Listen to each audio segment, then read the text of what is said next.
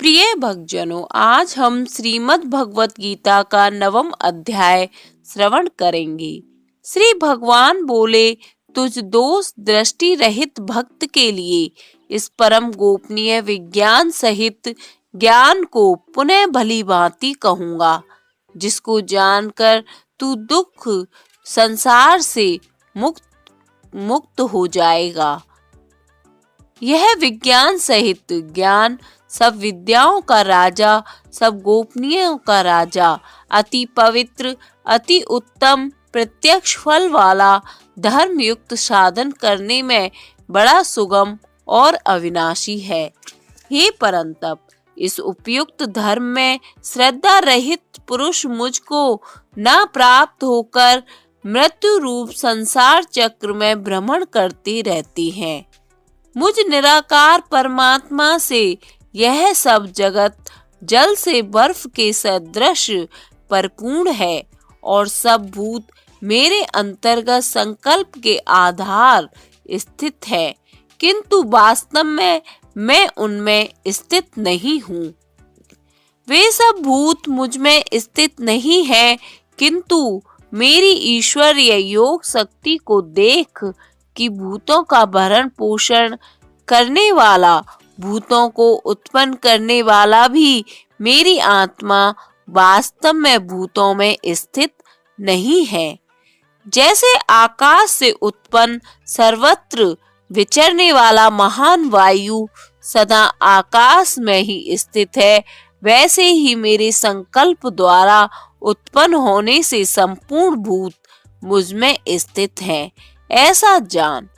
हे अर्जुन, कल्पों के अंत में सब भूत मेरी प्रकृति को प्राप्त होते हैं, अर्थात प्रकृति में लीन होते हैं, और कल्पों के आदि में उनको मैं फिर रचता हूँ।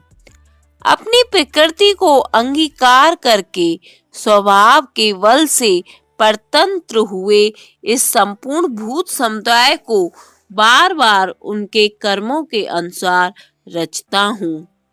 हे अर्जुन, उन कर्मों में आसक्ति रहित और उदासीन के सदृश कर्तव्य भाव के बिना अपने आप सत्ता मात्र ही होते हैं। उनका नाम उदासीन के सदृश है। हे अर्जुन, मुझ अधिष्ठाता के सकाश से प्रकृति चराचर सहित सर्व जगत को रचती है, और इस हेतु से ही यह संसार चक्र घूम रहा है। मेरे परम भाव को न जानने वाले मूढ़ लोग मनुष्य का शरीर धारण करने वाले मुझ संपूर्ण भूतों के महान ईश्वर को तुच्छ समझते हैं, अर्थात अपनी योग माया से संसार के उद्धार के लिए मनुष्य रूप में विचरते हुए मुझ परमेश्वर को साधारण मनुष्य मानते हैं। वे व्यर्थ आशा, व्यर्थ कर्म और व्यर्थ ज्ञान वाले विक्षिप्त चित्त अज्ञानी जन राक्षसी, आसुरी और मोहिनी प्रकृति को, जिसको आसुरी संपदा के नाम से विस्तार पूर्वक भगवान ने गीता अध्याय में कहा है, उसे धारण किए रहती हैं। परंतु हे कुंती पुत्र, देवी प्रकृति के आश्रित महात्मा जन मुझको सब भूतों का सनातन कारण और नाश रहित अक्षर स्वरूप जानकर अनन्य मन से युक्त होकर निरंतर भजते हैं। वे दृढ़ निश्चय वाले भक्त जन निरंतर मेरे नाम और गुणों का कीर्तन करते हुए तथा मेरी प्राप्ति के लिए यत्न करते हुए और मुझको बार बार प्रणाम करते हुए सदा मेरे ध्यान से युक्त होकर अनन्य प्रेम से मेरी उपासना करते हैं।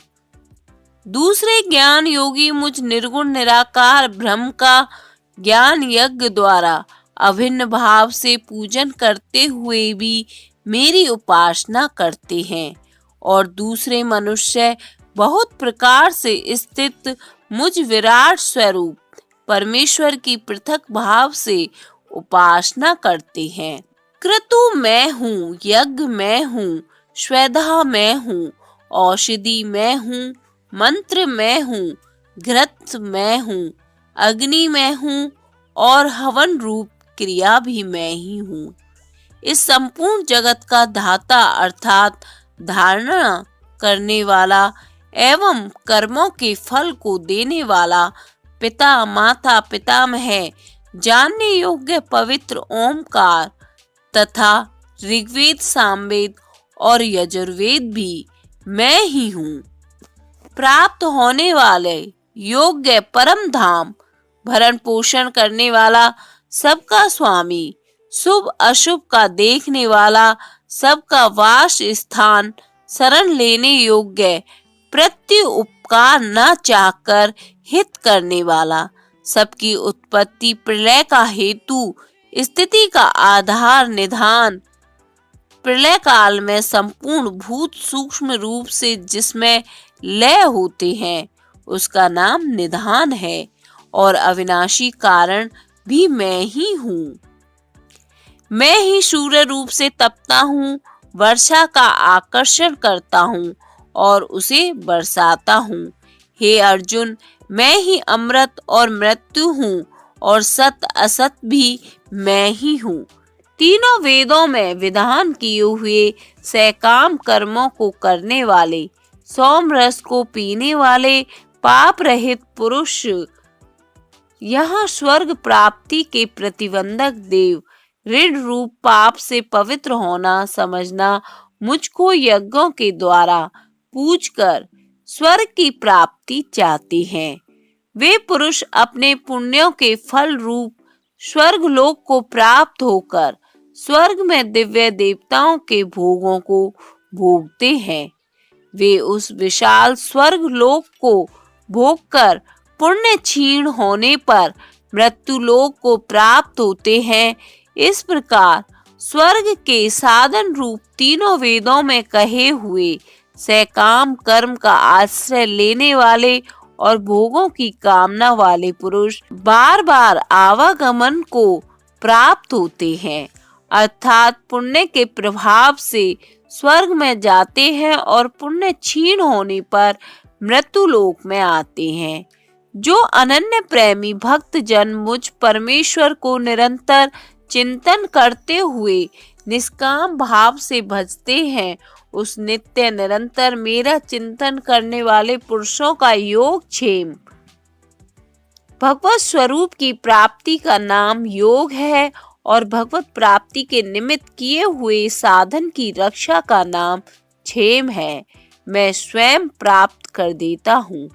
हे अर्जुन, यद्यपि श्रद्धा से युक्त जो सकाम भक्त दूसरे देवताओं को पूजते हैं वे भी मुझको ही पूजते हैं, किंतु उनका वह पूजन अविधि पूर्वक अर्थात अज्ञान पूर्वक है, क्योंकि संपूर्ण यज्ञों का भोक्ता और स्वामी भी मैं ही हूँ, परंतु वे मुझ परमेश्वर को तत्व से नहीं जानते, इसी से गिरते हैं अर्थात पुनर्जन्म को प्राप्त होते हैं। देवताओं को पूजने वाले देवताओं को प्राप्त होते हैं, पितरों को पूजने वाले पितरों को प्राप्त होते हैं और भूतों को पूजने वाले भूतों को प्राप्त होते हैं। मेरा पूजन करने वाला भक्त मुझको ही प्राप्त होता है, इसलिए मेरे भक्तों का पुनर्जन्म नहीं होता। जो कोई भक्त मेरे लिए प्रेम से पत्र पुष्प फल जल आदि अर्पण करता है, उस शुद्ध बुद्धि निष्काम प्रेमी भक्त का प्रेम पूर्वक अर्पण किया हुआ वह पत्र पुष्पादि मैं सगुण रूप से प्रकट होकर प्रीति सहित खाता हूँ। हे अर्जुन, तू जो काम करता है, जो खाता है, जो हवन करता है, जो दान देता है और जो तप करता है, वह सब मेरे अर्पण कर।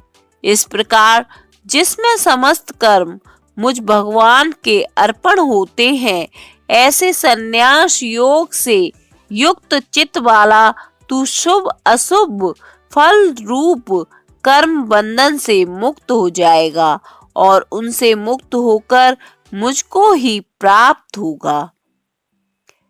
मैं सब भूतों में संभाव से व्यापक हूँ, ना कोई मेरा अप्रिय है और ना प्रिय है, परंतु जो भक्त मुझको प्रेम से भजता है वे मुझ में है और मैं भी उनमें प्रत्यक्ष प्रकट।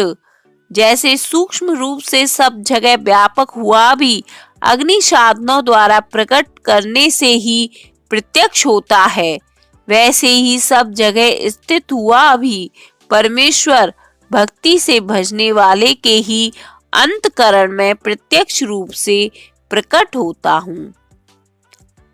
यदि कोई अतिशय दुराचारी भी अनन्य भाव से मेरा भक्त होकर मुझको भजता है तो वह साधु ही मानने योग्य है, क्योंकि वह यथार्थ निश्चय वाला है और उसने भली भांति निश्चय कर लिया है कि परमेश्वर के भजन के समान अन्य कुछ भी नहीं है। वह शीघ्र ही धर्मात्मा को हो जाता है और सदा रहने वाली परम शांति को प्राप्त होता है। हे अर्जुन, तू निश्चय पूर्वक सत्य जान कि मेरा भक्त नष्ट नहीं होता। हे अर्जुन, स्त्री वैश्य शूद्र तथा पाप योनि चांडाल आदि जो कोई भी हो वे भी मेरी शरण होकर परम गति को ही प्राप्त होते हैं।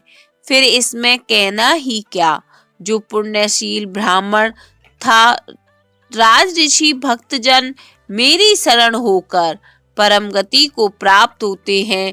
इसलिए तू सुख रहित और क्षण भंगुर इस मनुष्य शरीर को प्राप्त होकर निरंतर मेरा ही भजन कर, मुझ में मन वाला हो और मेरा भक्त बन। मेरा पूजन करने वाला हो, मुझको प्रणाम कर। इस प्रकार आत्मा को मुझ में नियुक्त कर मेरे परायण होकर तू मुझको ही प्राप्त होगा। 9वां अध्याय संपन्न।